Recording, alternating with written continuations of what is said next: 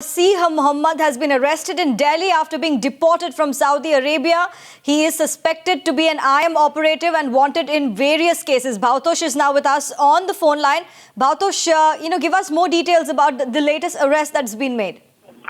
In fact, Harishi, at around 9:15 in the morning, he was brought in from Riyadh by a team of Delhi police officers who were camping there for past 4 days. He was formally arrested at the airport itself in two specific cases against which non-bailable warrants were pending.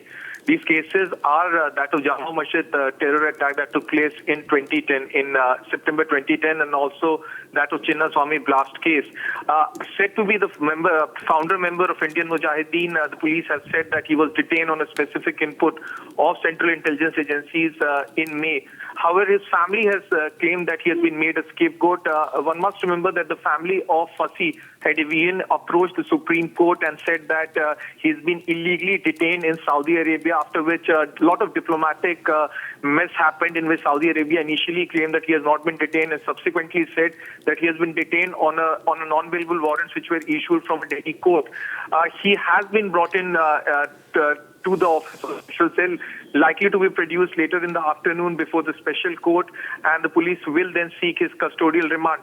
Along with the founder members of Indian Mujahideen, Riyaz and Iqbal Vatkal, he is said to be number 3 in the hierarchy of Indian Mujahideen. He used to arrange finances for Indian Mujahideen and also said to be working closely with another Lashkar operative who is based in Riyadh, Fayaz Kazi, against whom also Central Intelligence Agencies are working very hard to detain him in Saudi Arabia.